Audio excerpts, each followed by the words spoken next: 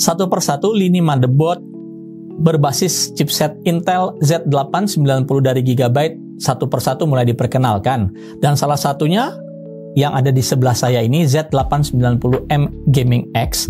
Ini motherboard yang memiliki form factor micro ATX, dan kita sama-sama tahu micro ATX itu ada di level entry hingga mainstream. Agak jarang melihat motherboard micro ATX itu ada di versi premium atau high end ya, kecuali beberapa vendor yang memang memperuntukkan micro ATX-nya untuk sebuah niche market, untuk overclocking misalnya. Oke, Z890M Gaming X ini tentunya menggunakan chipset Intel Z890 dan mendukung prosesor Intel yang paling baru, Intel Core Ultra 2 series. Kita akan coba melihat seperti apa kemampuan motherboard yang ada di range 3 jutaan ini. Ya, kalau kita lihat sebagai kasta chipset Intel tertinggi di harga 3 jutaan, ini adalah salah satu motherboard yang menurut kami, dan saya rasa juga teman-teman akan sepakat, ini salah satu motherboard yang menarik dari sisi harga. Apalagi ketika disandingkan dengan prosesor terkencang misalnya seperti Core Ultra 928 5K yang akan kami lakukan pengujiannya di video berikut ini. Kita mulai dari slot ekspansi untuk PCI Express. Itu ada 2 buah slot PCI Express. Yang pertama sekali yang dekat dengan soket prosesor mendukung PCIe Gen 5 yang running di by 16 atau X16. Jalurnya PCI lainnya tentunya mengambil langsung dari prosesor. Lalu ada 1 buah PCI Express yang panjangnya by 16, tapi secara electrically itu hanya berjalan di by 4 dan memiliki kecepatan PCIe Gen 4. Ada 4 buah slot DDR5 dengan dual channel, disebut juga konfigurasi 2 DIMM per channel, mampu menampung maksimal kapasitas hingga 256 GB dengan konfigurasi 64 GB x 4. Rating XMP tervalidasi di DDR5 9200 MB transfer per detik dengan single rank dan 2 keping memori dual channel. Gigabyte membenamkan fitur D5 Bionic Corsa yang diklaim mampu meningkatkan performa kecepatan memori lebih tinggi lagi. Sekali lagi, untuk kepastian selalu mengacu pada QVL yang ada di website sebagai panduan untuk memilih memori yang sesuai. Untuk storage ada 3 slot M.2 NVMe. Yang slot pertama itu memiliki heatsink di atasnya dan mendukung kecepatan PCIe Gen 5. Sedangkan sisanya memiliki kecepatan PCIe Gen 4, tetapi sayangnya tidak memiliki heatsink atau M.2 thermal. Dan masih menggunakan cara pemasangan SSD-nya nanti secara konvensional ya, jadi tidak ada seperti fitur-fitur Q-Latch dan segala macamnya. Dia masih menggunakan baut untuk bisa memasang SSD. Masih menyertakan 4 port SATA 6 Gbps mendukung RAID. Solusi audio menggunakan chipset dari Realtek ALC 897 lengkap dengan solusi audio kapasitor. LAN 2,5 gigabit menggunakan solusi dari Realtek RTL 8125D. Di motherboard ini juga tersedia LED code yang dinamakan dengan Easy Debug Zone yang memudahkan melakukan diagnosa pada sistem.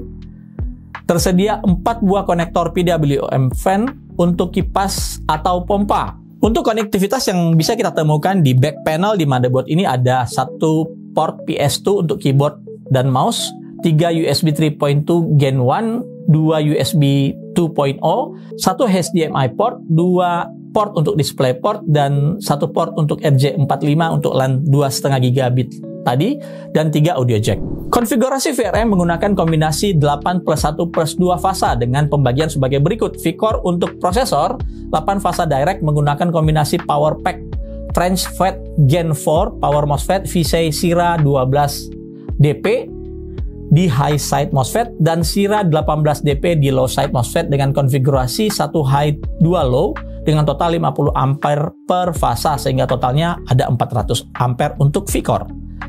VCC GT yang mengatur suplai daya untuk IGP atau onboard grafik yang ada di prosesor, itu 1 fasa menggunakan solusi DRMOS Onsemi NCP 81526C 40 ampere.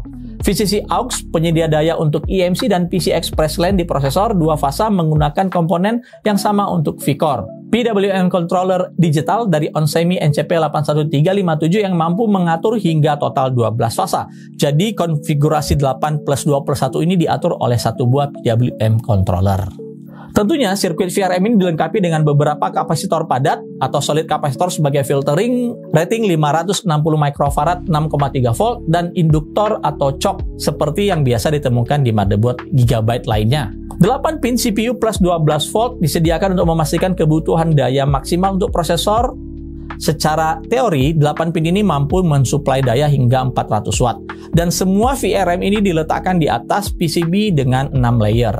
Tidak lupa juga ditambahkan heatsink untuk mendinginkan MOSFET, sehingga efisiensi dari filtering daya yang terjadi di area VRM ini bisa lebih efisien dan menjaga temperatur komponen yang ada di bawah heatsink ini menjadi lebih terjaga.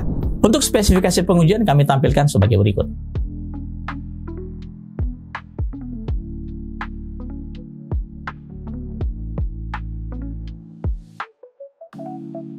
Pengujian di dalam game menunjukkan suhu operasional VRM sangat nyaman sekali. Suhu tertinggi tidak pernah menyentuh 60 derajat Celcius, artinya performa prosesor dalam menjalankan game tidak mengalami throttling karena suhu VRM. Kami tampilkan gameplay dari 2 game sebagai berikut. Di Cinebench R23 Multithread 10 menit, suhu VRM tercatat maksimum tidak menyentuh angka 90 derajat Celcius. Ini masih sangat jauh dari TJ Max spesifikasi MOSFET yang digunakan, yaitu 125 derajat Celcius. Ini juga tidak mengalami throttling dengan skor Cinebench lebih dari 40.000. Iseng-iseng saya mencoba kemudahan overclocking DDR5 dengan XMP booster yang memang ada di dalam BIOS motherboard ini.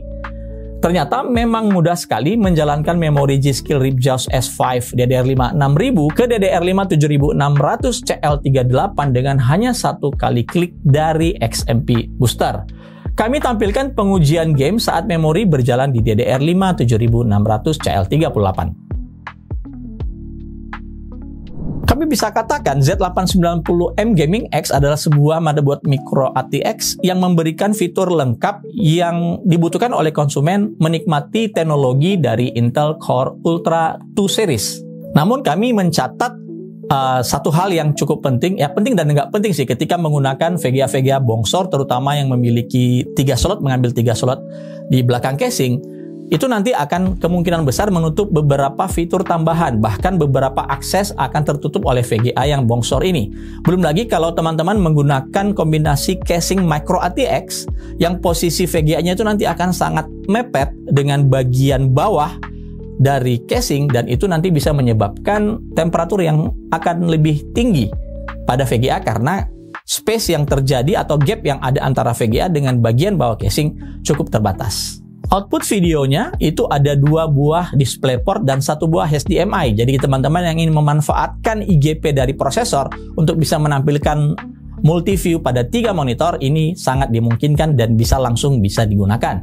Kemudahan overclocking memori DDR5 dengan XMP booster sudah kami buktikan dan memang sangat nyaman sekali, bahkan bagi kalian pemula yang sama sekali tidak mengerti bagaimana cara melakukan tuning untuk memori DDR5. Desain VRM kami bisa katakan just fine saja.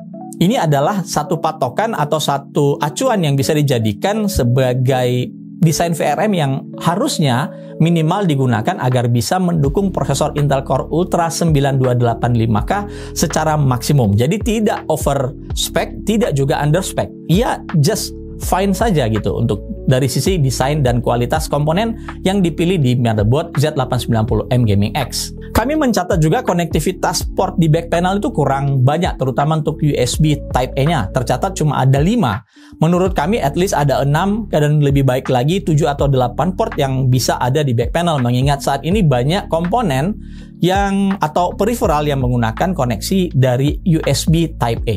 Kami juga mencatat tidak adanya Thunderbolt yang seharusnya menjadi fitur given dari Z890. Kami rasa ini semata-mata untuk cut cost, karena ya bagaimanapun Thunderbolt itu memiliki atau membutuhkan satu chipset, dan ini akan menjadikan cost yang cukup besar, sehingga ini dihilangkan di model yang satu ini. Dan kami rasa juga Thunderbolt belum begitu memasyarakat untuk digunakan. Jadi sebaiknya kalau teman-teman membutuhkan Thunderbolt 4 itu tadi, ya ambil level yang di atasnya yang memang memiliki port Thunderbolt by default. Sayang sekali tidak ada fitur update QFlash Plus yang biasa kita temukan di motherboard. Fitur ini bisa membantu kita melakukan update BIOS tanpa harus memasang prosesor, memori, dan VGA. Tentunya karena fitur ini tidak ada di motherboard ini, mau nggak mau untuk melakukan update BIOS harus memasang prosesor, memori, dan kartu grafis.